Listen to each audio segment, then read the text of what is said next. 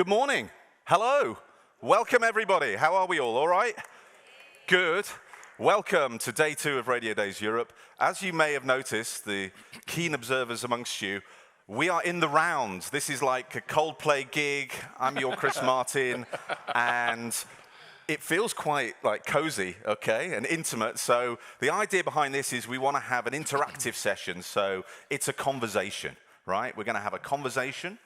I've got some fantastic people to converse with. We've got Liam Thompson here, a fantastic Irish radio consultant, Helen Thomas, who's head of BBC Radio 2, and Anna Rasner, content director for Bauer Media Sweden. And we're all here to chat with you. You can chat as well. You can take part. If you want to say something, stick your hand up. We'll come to you. We've got a roving microphone. Where's Rosie with the... Okay, she's getting the roving microphone, right?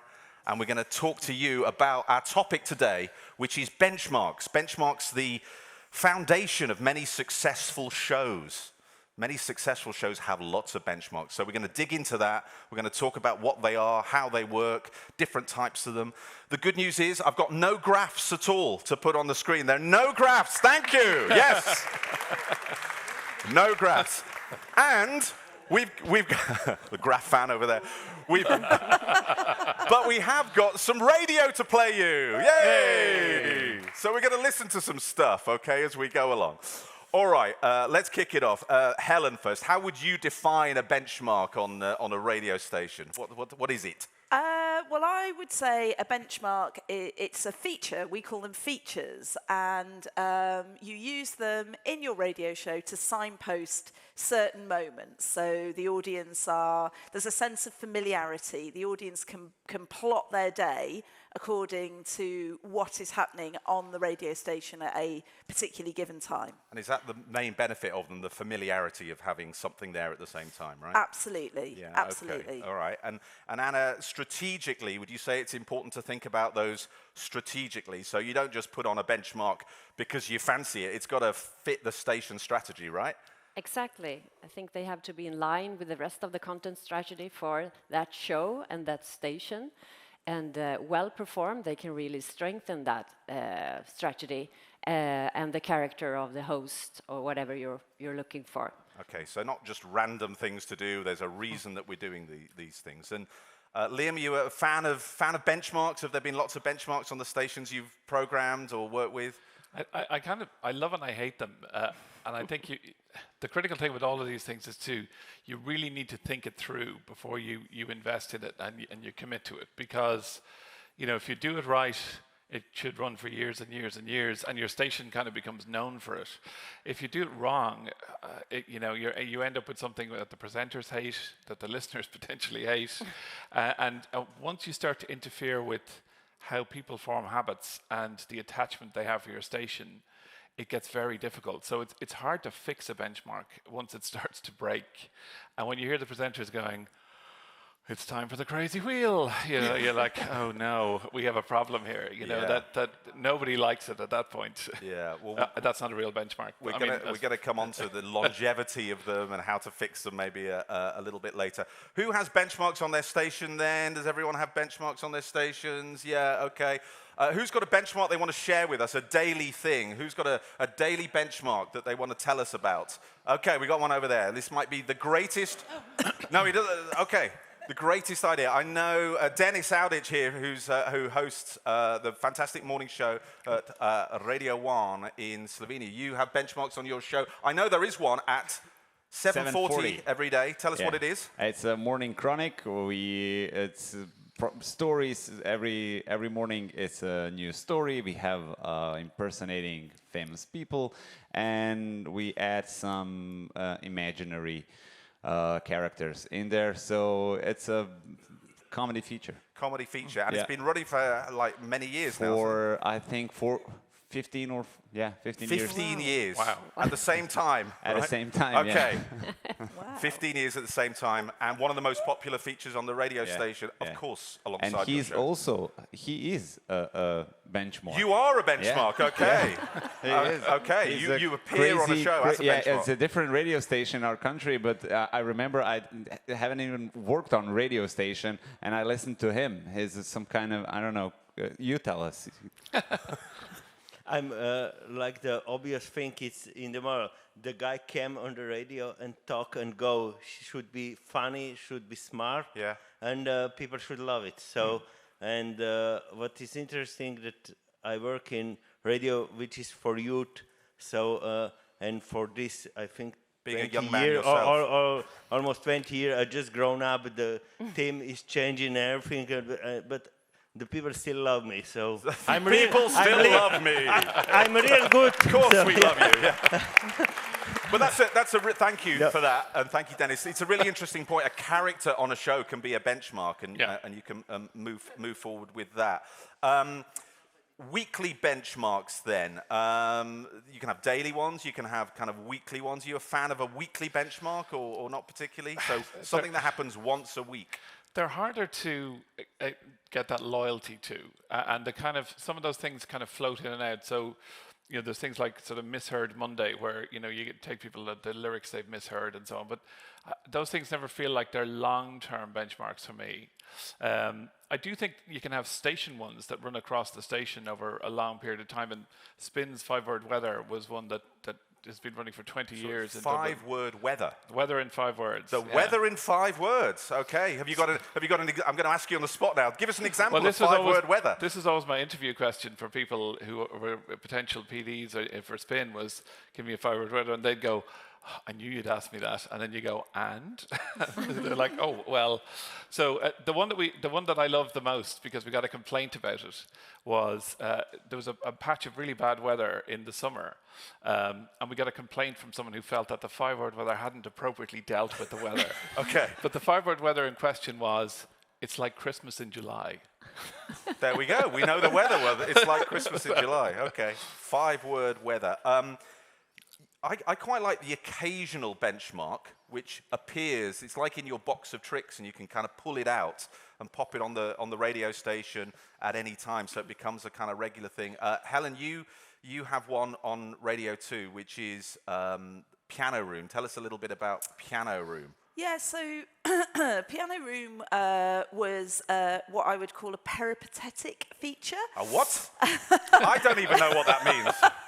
An irregular feature, really, on Ken Bruce's show. And it was, Ken Bruce is the mid-morning host, biggest show on UK radio, 8.5 million listeners weekly to that show. And it was an opportunity, it was a live music feature. So we are lucky to have Elton John, so Elton John's piano that he gifted to BBC Radio 2 upstairs in our green room. And so we would have artists come along and sit at the piano and play, you know, just play. And it was an opportunity for live music, but there wasn't regularity to it. Okay. It kind of very much depended who was in promo. So it could be once a month, or it could be a couple of times a month, or sometimes there was no one there that particular month. Yeah.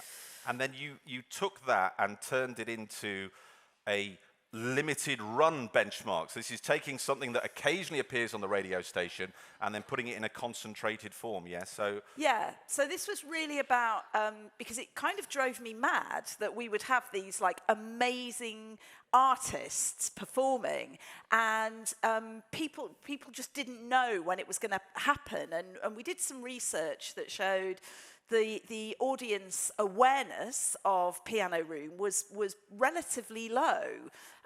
So I was like, right, I want to do something that has real creative ambition at the heart of it and is really going to create impact. And the whole station will talk about it, and it will be really spectacular. And that's when we came up with the idea of Piano Room Month. Piano Room Month. So this is taking a benchmark that's successful on the radio station and then rolling it across a whole month of activity. And we've got a little clip here. If you're sitting in this area, you might want to just move your head around. It's only short. There's no place I'd rather be. No, no, no, no, no. No place I'd rather be. No, no, no, no, no. No place I'd rather be. No, no, no, no, no. No place I'd rather be. When I am with you, there's no place I'd rather be.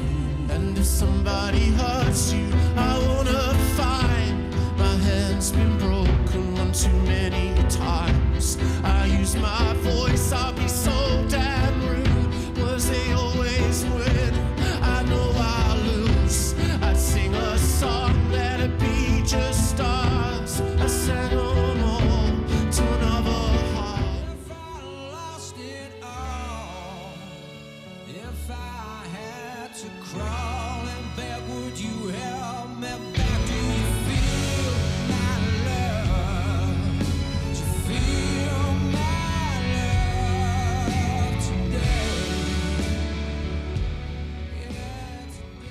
go, Radio 2 Piano Room. I think a little ripple of Right. applause. Well done. Very nice. Very successful, we can see from the numbers. Important, we're going to talk about this more in detail later, Anna. Important that this stuff is visualized and is available for people on all sorts of different platforms, right? Yeah, I would say it's crucial in this case because it's when you see their faces you really get the emotions. Yeah.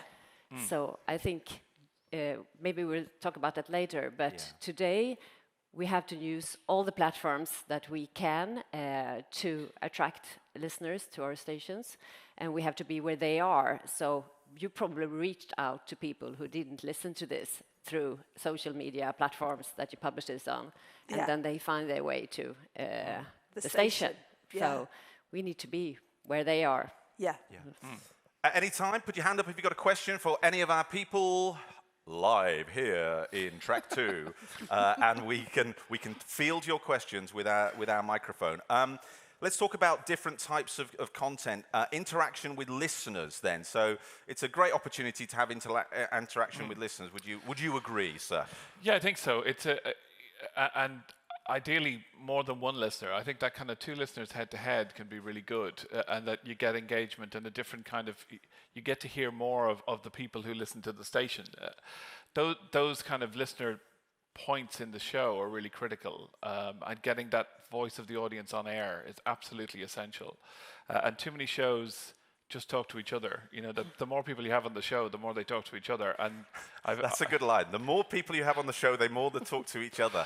yeah, we've just launched a 3-person breakfast show in Cork on a station called Red FM, and what we keep saying to them is there are 4 seats around the table, and the 4th seat you have got to put the listener in the 4th seat. You know, because with 3 people, there's a lot going on in the dynamic, and that, you know, you can go through the roles with them and be clear with them, but you have to create that space, because having a listener in the conversation changes the flow, changes the tone of people as well. That they, you know, you can't be the big jock guy when you're talking to Johnny who works in a tobacco shop. You know, that it just changes the way that they speak to people and makes the show warmer, I think. And important for your stations in Sweden as well. Is it harder for them to get people to call in, because these days everyone messages and WhatsApps and stuff? So No, we have people calling in, but again, you have to use the force in social media to engage. Yeah. You can reach out to them there. They can comment on your content and give you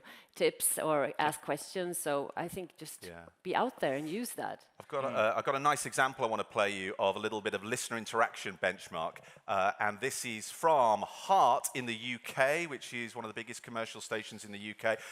Once you've seen the picture, you can turn around because it's just audio, okay? That's what they look like. That's Amanda and Jamie. And they do a thing every morning which is called First Caller of the Day. First Caller of the Day, right? It's a benchmark they run at about 6:35, 6:37 every day after a couple of songs. And this is First Caller of the Day. 22 minutes to 7.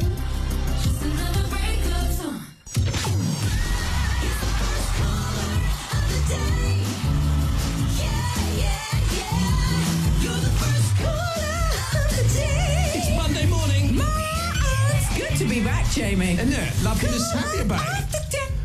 Hey. And nice to have Polly joining us as our first call of the day. It's Monday, folks. Hello, Polly. Morning, Polly. Hello. Hi. How are you? Hello. I'm all right. I got some very exciting news in my little family. Okay. After 20 years at the same company, my lovely husband is taking the leap and setting up his very own business. How exciting. That is exciting. So what... So exactly what you were saying, placing the listener in the part of the conversation there, listeners sharing the news, the husband starting his own company. It's the first caller of the day. Great jingles as well, and we'll talk about the imaging that goes around that. I know that you have a theory about quizzes and contests. This kind of explain a little bit about that, having contests on in terms of the content for benchmarks, which you can also have interaction with. Yeah, I think so. The contest type benchmarks are probably easier to bed in, and that there's the kind of people understand this is a contest. I can play. I can, you know, there's a point of interaction every morning. Sometimes content ones are harder because they can blend into the show. So I think that having clear kind of contest pieces and I would tend to have in the earlier hour, I would tend to have a sort of a I know that kind of contest. So secret sound or something like that. That the kind of and the traditional kind of plumber on his way to work who doesn't have to answer complicated questions, but is just he knows it or he doesn't. If he knows it, he wants to call in. Then in the sort of later hour, you have more of the kind of shout along kind of answering multiple questions, and it's a different kind of feel. But I think having two different types of competition benchmarks is quite important because each one appeals to a different audience, and you get a different reaction to them. Has anyone got a great contest benchmark in the room that they can share that we can all steal from them and use in our... Who's got a good contest benchmark? Oh, you're quiet this morning. Was it a heavy night in Malmo, was it? No one's got a contest benchmark. Oh, my God. Yes, he's got a contest benchmark. It would be over there, wouldn't it? Okay. We will give you a microphone. No, wait.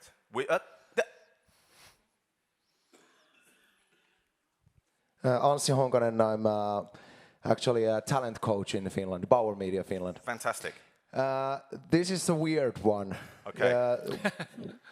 We have a rock station called Radio City, and we launched a benchmark called Soap Opera or Porn. Soap opera or porn, ladies and gentlemen. Only in Finland. There you go. It's worth coming to Radio Days for ideas like that. And the idea is that the hosts run audio bit from porn movie, but not the action part. The talking part. Oh, the dialogue. The dialogue part. The story. Yeah. Of course, we all like the stories. There is also dialogue from some soap opera, and listeners have to guess which one is right. That's actually really good. It's actually pretty hard. Yeah, that's actually very funny. Not for the BBC, I don't think. Probably no, maybe not. I don't think we're going to have soap opera or porn with Zoe Ball every morning. Definitely not. No? Okay. All right. Thank you, Finland. You came to and a very good... Let's give him a round of applause because that was a good one. Soap opera. Music benchmarks. So let's move on quickly. Music benchmarks. You've got music benchmarks on your radio stations. Lots of them, I'm sure. So again, part of the strategy, right? Yeah. So if you're a radio station that is playing lots of urban music, you might have an urban throwback as a benchmark or something like that. Yeah, music benchmarks. Yes, big fan. Lots. Okay. Yes, love them. All right, I'm going to give you another example. We want to crack through some clips here. This is from BBC Radio 1. Again, just look at the photo and then come back. That's Greg James. He does the morning show. And this is a music benchmark in the morning, which they run every morning at 9 a.m. And it's the 10-minute takeover, right? The 10-minute takeover. And this is listener requests, right? It's the same ideas in radio we've been doing for many years. It's just repackaged. And this is really nice. The listener takeover. He starts it off, he runs a timer for about 30 seconds, gets SMSs, and they literally stop the screen, and they pick the first one, and then they pick two more songs, and the listeners are taking over, and it's the 10-minute takeover. This is The 10-minute takeover. Here we go. The final 10-minute takeover of the week, but my God, get ready for the 10-hour takeover tomorrow. Big day. That'll sound amazing tomorrow on a bank holiday. But for now, let's do 3 songs picked by you. 03 700 100 100. Let's go. The 10-minute takeover. The clock is ticking. And it carries on, and people select songs from that. Music benchmarks can be a really, really important and valuable way of reinforcing the music image on your radio station. They can also become too powerful. So there's a station I work with called Ireland's Classic Hits, and they had a 3-song feature called CSI, which was Classic Song Investigation. Doesn't quite work as a thing, right? But it was to tie into CSI. CSI. Okay. So they had the Who theme and whatever, it was CSI. But they used to run it at the top of the hour, 3 hours during the day, and it was all like it's 3 songs from the 80s or the 90s. It was always more or less the same, and actually kind of the station was just famous for that, and not the rest of the music it played. So it was really a benchmark that was overwhelming the hours it was in. Yeah. So actually, the positioning of the benchmark or where you put it is quite important too. And that putting something like that at the top of an hour often means that your presenter doesn't have a chance to sell into it, and it's the first thing that in a traditional kind of listening pattern that the audience hears in the hour. So we actually moved that down to the half-hour mark. It took a lot of pressure off that benchmark. It meant the station could talk about the rest of its music, and it gave them a chance to sell ahead to it. But you know, if you have a really strong benchmark, where you put it and driving audience to it is just as important as how well it works in itself. Yeah. It's a really good point. The benchmark has to be in the right place. Okay. Right, we're going to talk about the creative process. Anna, you've worked in TV a lot as well and radio. How do you encourage your teams to be creative, to come up with the ideas? You know, if you're sitting around, what do? You start with the title first and then work out what the mechanic is, or you come with a strategy, or how would you go about it? I think you have to start with ask yourself why you do this. Is it because you want to attract listeners at a certain hour, or any other reason to strengthen, like we said before, the content strategy for the show? And then you have to ask how you do it and when you do it. So that's basically where the creative discussion starts. And when you talk about how you do it, you also have to talk about this that we mentioned earlier. How do we take it out on radio, on other platforms? Because sometimes it's enough just to videotape the benchmark and put it out. But in other cases, you have to be more creative, because different platforms works in different ways and needs sometimes that you reshape the content a bit to get the maximum effect from it. And this have to be in from the beginning when you plan the content. And then, of course, the hosts are crucial in that process. Right, so involve the hosts as soon as you can. Oh, yes. Yeah, And okay. Don't just arrive, say, you've got a new benchmark starting on Monday. And you're like, what? No, like we say, it's the best if the host thinks it's their idea from the beginning. Okay. Always. Yes. Are there any hosts in here who felt manipulated about that? Yes. Talk about creativity again with your teams. You've got the strategy. You say we need to put something in a show here. Then what happens? Talk us through that process from your point of view. Well, then really, I trust the teams and the presenter and the relationship. I think, like Anna was saying, it really starts with the audience. You know, it starts with the audience and what are you trying to do with the audience at that particular time. And then I'm all up for them having a free and flowing brainstorm and coming up and trying things. You know, I'm really open to people trying things, and then, you know, quite often with these things, until you get them on the air, you don't know whether or not they're going to work. And then, you know, I mean, it's interesting what Liam was saying earlier, because I'm a big believer that if something's not working, get it off. You know, don't just keep plugging away at something that you're all kind of going, it feels a bit like we're pushing water uphill here. Is a catchy name important? Because my favorite name for a benchmark was one when I was working at Capital. We had a benchmark called Flirty at 9:30. Okay? It rhymed, which I really like. Yep. And it had the time that it was on in the title. It was a kind of dating thing, and it was a fun piece of content. You're a fan of the time in the title, aren't you? I love the time in the title. Yeah. Okay. So in Cork we have the 7:45 Secret Sound, which was at 7:30, but we moved it to 7:45. But we did that because the audience there wasn't enough audience at 7:30 to get traction, and we wanted to build audience into the 8. So there's a kind of strategic thing behind it. But putting the name in or the time in the title really does make a difference. It just sinks into people's heads. Yeah.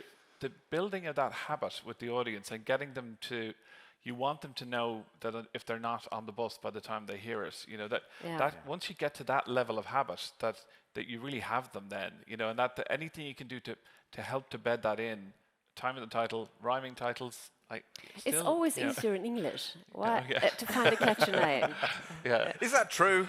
Yeah. You don't have rhymes in Swedish? Of course we do, but they're not that catchy. Okay. I don't know. How is it in Finnish? to rhyme. You've got lots of I's and O's and, I was speaking to a radio station in Nigeria the other week and talking about benchmarks. And I said, have you got a great benchmark on your radio station? And the program director says, yeah, it's called Take It From the Back. And I said, excuse me? He said, yeah, take it from the back. And I went, oh, okay, how does that work? And the radio presenter reads out a sentence, and then the caller has to recite the sentence backwards within 15 seconds. So start at the back and put the... So, yeah, it's not as dirty as yeah. But it was a catchy title, and it certainly got my, it certainly got my ears. Okay, let's move on. Let's talk a little bit about the sound design and the imaging around benchmarks, okay? It's important to have good sound design so they kind of stand out a little bit, would you say, Helen?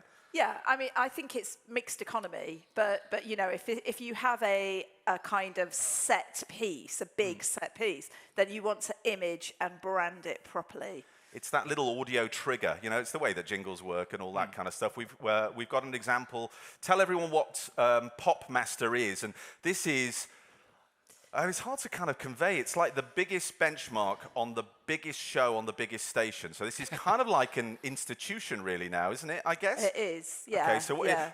Hang on, guessing, it feels like it's a pop quiz, right? Yes, it is. It is. It's a simple pop quiz. Which has become a beast. It's a monster. It is the peak of the day of listening on Radio 2, Monday to Friday. And you can actually see this in the numbers at 10:30. Yeah, we see people switch on. We see them switch on. And yeah, we're working at keeping them after, after they switch on. But they switch on specifically for this. It's a really simple pop quiz, 2 contestants, and a series of questions, and then the winner gets to take part in a 3 in 10. They have to name 3 hits by an artist, any artist in 10 seconds. So it's dead simple, but the nation has become obsessed by it. And we actually have, we have a kind of slogan, I stop for Popmaster, because so many people would text in and message the show going, I'm a builder, but we actually stop and put the kettle on for, so we're all sitting round waiting. I've witnessed this in my own house where they were getting a new bathroom fitted and they stopped at 10:30 and turned this thing. I was like, what are you doing? And they were like, well, it's Popmaster, isn't it? We stopped for Popmaster. You've got to listen to Popmaster. And we actually built on that. We, like a few years ago, pre-COVID, we did we stopped for Popmaster tour, and we took Ken Bruce out of the studio around the United Kingdom to different workplaces. We went to like an electronics factory in Scotland and a bakery in Northern Ireland, and where literally everyone does. They stop. They just stop work. So this is the power of how a benchmark can really grow your station. But in terms of the alarm call to say, hey, it's on. You need good imaging, and this is what they do. That's Lizzo. It's about damn time. It is for Popmaster.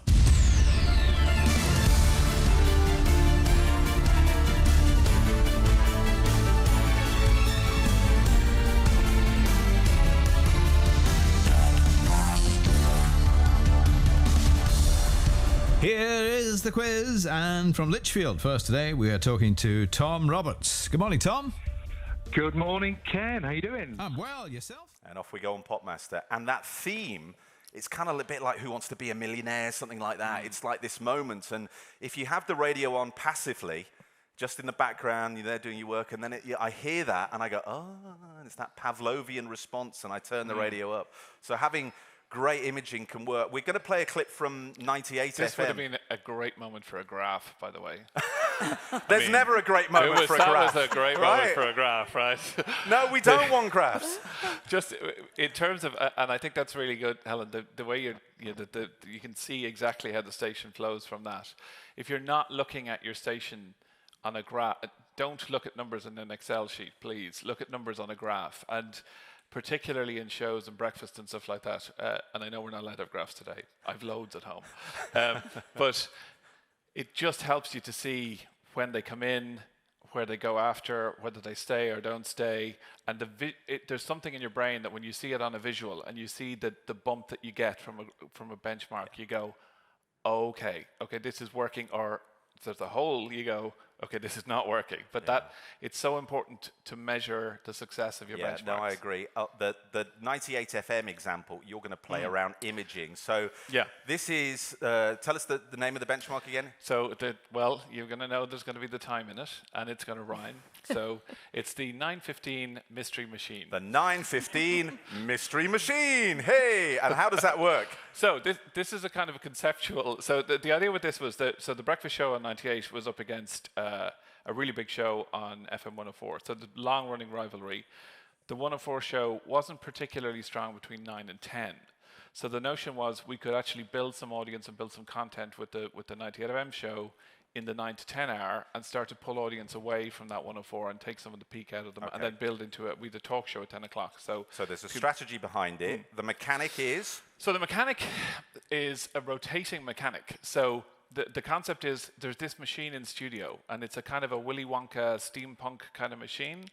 And every day the presenters have to press a different button on it, and it spits out a game. And then they have to play that game. So they can play the game with each other, or they can play the game with the listener. But the game changes every day, but the benchmark stays in place. Got it. Okay, so we're visualizing the machine, and it's a mystery. Let's have a listen to the imaging around it. The 915 Mystery Machine. 98 FM. Mysterious music. There's a bit of sort of Scooby-Doo in there as well, I feel. Oh, it's very good, yeah. Okay, and then I think we got the effect of when it spits out the thing. So they have a chat over this music bed, and they go, right, let's press the button on the machine. Yeah. Okay, let's press the button on the machine.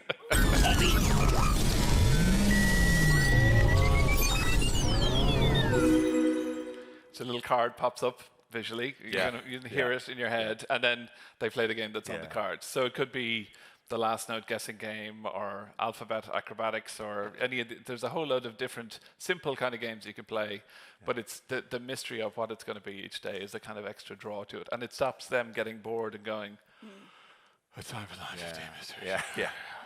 And I think the imaging that you have on benchmarks, it feels like, we could do it without the imaging, right? We could just do the game. But it's this small attention to detail that makes the difference between a good sounding benchmark and a great sounding benchmark, you know? So make sure you get the imaging around it, because it can make all the difference. I want to talk about visualization, social media, the digital strategy behind that. Anna, should we all think of this as like multi-platform? So this is not just stuff that we're doing on the radio. Tell us what your thoughts are around that. Definitely, I mean, in this time that we're living, where people change their behavior constantly, and they do things at the same time, and they're on different platforms, and they're listening to radio, and they're doing stuff. Like I said before, if we cannot reach out everywhere with our content, we will not be relevant, because the competition is so hard today on people's time and what they choose to give their time to. So I think it's crucial to think that from the beginning. So right from the start of it, saying how can we visualize this or make this into an asset that we can use in terms of social media? We have an account right now in TikTok with 2 hosts, local hosts from Gothenburg, who started doing some smart clips on TikTok, and they have a reach. Sophia, is it 1 million right now after just a month or so? Right. And they find an audience in TikTok that never would listen to their show. But when the kids on TikTok that loves those 2 hosts and their jokes are in the car with their parents, they would probably ask them to turn on this radio show and not someone else. So it's a unique and a fantastic way to find new listeners, especially in young audience. Yeah, so kind of designing stuff with that in mind, I think is really important for the strategy. I guess, you know, the machine of the BBC believes in that too, right? 100%. We have finally installed cameras in the studios at Wogan House. Well done. You know, it's been a long battle to get there, but and the whole point is absolutely about bursting out of your bubble. So you're not just talking to people who are already consuming your radio station. You're reaching new people who kind of go, oh my God, I didn't realize Radio 2 had Anne-Marie and, you know, that like they have a, you know, it's about trying to change perceptions of what the radio station is. We've got a quick question here, a point from the floor. Say who you are, sir. I'm Anders from a commercial radio in Denmark. It's a bit of talking of what you're talking about right now, but I was wondering how small a thing can be a benchmark. And maybe we on television also have seen David Letterman make the thing, will it float? And he put a banana in a bowl of water. That's a great benchmark. Yeah. Yes. He used to do kids do science as well. Was a great one of his. You know, again, really good. Yeah. That was good radio made on television. Yeah. But how small a thing could be a benchmark, and how many benchmarks would you put in a show? I mean, a benchmark can genuinely be as small as you want. So in, for instance, the Ken Bruce show that we were talking about that has the behemoth that is Popmaster at 10:30, earlier in the show, they have the love song. And the love song is literally just a love song where Ken just reads out, you know, people who've written in to say, can you play this for my, you know, my wife, it's our, you know, 40th wedding anniversary or, you know, whatever, a list of people. And that's literally just reading out a list of names and then playing a song. And that is a benchmark because that happens at the same point in the same show every single day, Monday to Friday. As small as you want. I just want to finish on this idea of leaving breadcrumbs to your radio station from your social media. And we've got an example from Hits Radio Network. This is Rap Roulette from the UK, yeah? Yeah. I don't know if anyone's here from Hits Radio. No. Yeah, we can talk about them. No, this is good. This is Rap Roulette. It's a thing they do every Friday. Yeah. And the presenter has a topic and she does a live rap about it. And they post it, of course, on social media. Woo! Kim, Kanye, and Skeet, please don't sue me.